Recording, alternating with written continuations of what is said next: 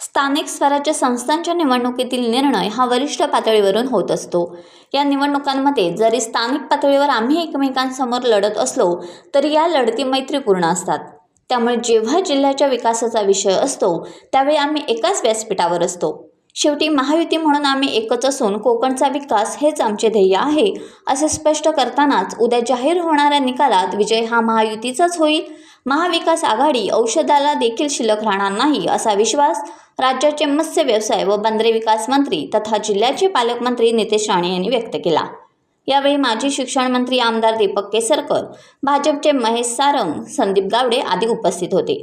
पारपोली येथील फुलपाखरू महोत्सवाच्या उद्घाटनासाठी आलेल्या पालकमंत्री यांनी उपस्थित पत्रकारांशी संवाद साधला। सन्मान्य दीपक केसरकर साहेबांच्या नेतृत्वाखाली या योजनेमार्फत केसरकर साहेबांच्या एकंदरीत चांगल्या नियोजनामुळे सिंधुदुर्गच्या ग्रामीण भागामध्ये विविध पर्यटन प्रकल्पाची सुरुवात आणि निधी उपलब्ध करण्याचं काम त्या योजनेच्या माध्यमातून झालेलं आहे। आमच्या वैभववाडीमध्ये असलेलं ग्लास पूल, इकडे असलेलं ह्या फुलपाखरू प्रकल्पाबरोबर आता इथे ट्री हाऊस म्हणजे मेन गेट बांधणं, सगळे जे सुविधा, त्याच्यामुळे फुलपाखरू प्रकल्प महोत्सवाच्या बरोबर हा पूर्ण भाग पर्यटनाच्या माध्यमातून विकसित कसा होईल याची पुरेपूर काळजी आणि नियोजन केसरकर साहेबांनी सिंधुरत्नाच्या माध्यमातून घेतली होती आणि त्या अंतर्गत हा फुलपाखरू महोत्सव दरवर्षीप्रमाणे आधी वर्षी साजरा झालेला आहे। गेल्या वर्षी 600 ते 700 पर्यटक इथे येऊन गेलेले आहेत। मला विश्वास आहे की ह्या एकंदरीत अजून चांगल्या नियोजनामुळे, ट्री हाऊसमुळे त्या येणाऱ्या पर्यटकांच्या संख्येमध्ये दुपटीने वाढ होईल असं माझा ठाम विश्वास आहे। आता तो वन खात्याने ती माहिती आम्हाला, त्यांचा सर्वे सुरू आहे। हे 2-3 स्पॉट कुठले आहेत ते आज न सांगता फायनल जेव्हा आमचा सर्वे होईल तेव्हा तुम्हाला पूर्ण माहिती आम्ही त्या निमित्ताने देऊ। पारपोली असेल, दिवसा ढवळ्या शिकारवर एक युवक मारला जातोय, याकडे फॉरेस्ट विभाग दुर्लक्ष करते। काही ठिकाणी असा आरोप होते रात्रीमध्ये चौकूसारख्या भागात फॉरेस्टचीच लोक पैसे घेऊन त्यांना शिकारीसाठी सोडतात। याकडे आपण साहेब काय म्हणतो? असे काही तक्रारी असतील तर तुम्ही आमच्याकडे द्या। प्रत्येक खात्यामध्ये असे काही धारित्री सुप्रचारी असतात, माझ्याही खात्यामध्ये आहे। त्या अधिकाऱ्यांवर आमच्या वन खात्यांबरोबरच्या माध्यमातून आम्ही चौकशी करू ना, किंवा त्यांच्यावर कारवाई पण करू। एक चांगला DFO आमच्या जिल्ह्याला मिळालेला आहे, चांगला सक्षम मंत्री, एवढे सिनियर मंत्री म्हणून गणेश नाईक साहेब काम करत आहेत, त्यांच्या माध्यमातून हे सगळे प्रश्न सोडवले जातील। आता वन विभागाने HPC हाय पॉवर कमिटीच्या इकडे ते सगळा रिपोर्ट पाठवलेला आहे। कर्नाटक, तमिळनाडूच्या इथे हत्ती कसं नियोजित पद्धतीने राहू शकत नाही असं त्याच सरकारने आम्हा लोकांना महाराष्ट्राला कळवलेलं आहे। म्हणून आता महाराष्ट्राच्या पातळीवर आम्ही काय करू शकतो? मग वंतारा आमचा पर्याय आहे का? महाराष्ट्रात दुसरा एकंदरीत आपण पर्याय उभा करू शकतो का? ह्या बाबतीचा विचार महाराष्ट्र सरकारच्या पातळीवर वन खात्याच्या माध्यमातून आणि आमच्या गणेश नाईक साहेबांच्या नेतृत्वाखाली आम्ही सगळेजण बसून त्याच्यावर मार्ग काढण्याचं काम आमचं सुरू आहे। लवकरात लवकर त्या बाबतीमध्ये ठोस उपाय, असा उपाय आम्ही निर्माण करायला प्रयत्न करतोय जो कायमस्वरूपी राहील। नाही तर नुसतं एका हत्तीपर्यंत विषय नाही, आपल्याकडे विविध प्रकारचे अन्य प्राणी पण आहेत, मग त्यांनाही एकंदरीत कसा तो तोडगा आपण काढू शकतो। आमच्या जिल्ह्यामध्ये एक चांगलं झू, वनप्राण्यांसाठी एक चांगलं झू आम्ही कसं उभं करू शकतो, त्याही दृष्टिकोनातून प्राणी संग्रहालय ज्याला म्हणतो कसं उभं करू शकतो, त्या दृष्टिकोनातून आमचा तोही प्रस्ताव महाराष्ट्र सरकारकडे आहे। म्हणून मी असो, केसरकरजी असो, मोठे राणेसाहेब असो, निलेशजी असो, आम्ही सगळेजण जे सरकारचे प्रतिनिधी आहोत ते सगळे एकत्र मिळून वनप्राण्यांचा जो त्रास आहे तो कायमस्वरूपी थांबवता कसा येईल त्या दृष्टिकोनातून आम्ही पावलं उचलतोय।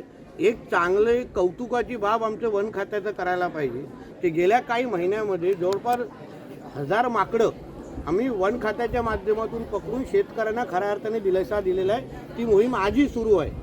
बिबट्याच्या जिथे जिथे आम्हाला तक्रार येते 48 ते 72 तासामध्ये आमच्या वन खात्याच्या माध्यमातून ते बिबटे पकडले जातात। आता कालच कोंडा या भागामध्ये पकडले गेलेला आहे। म्हणून अशा पद्धतीचे विविध प्रयत्न आमचे सुरू आहे।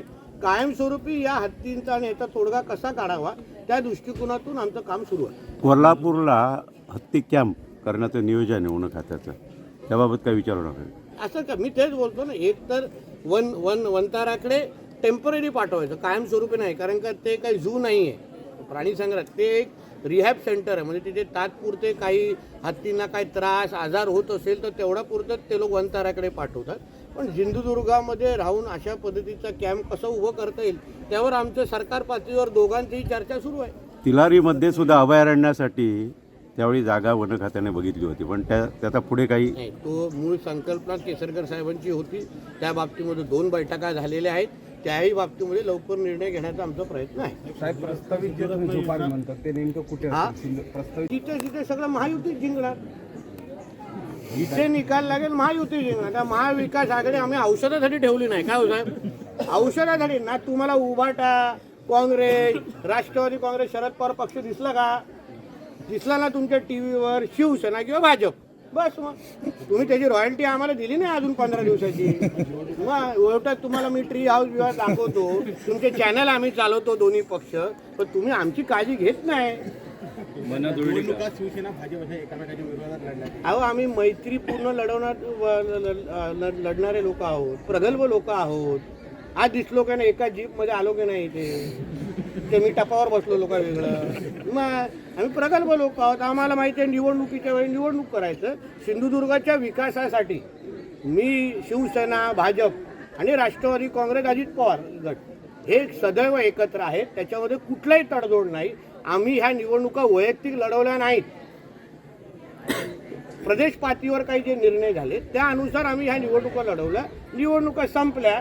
आता उद्या 21 तारखेला एकत्र गुलाल उडवू ना आम्ही. त्याची पण मजा घ्या तुम्ही. ते आता मी बोलू का? नाही, ते लोक जिंकणार असे उत्तराची अपेक्षा आहे का?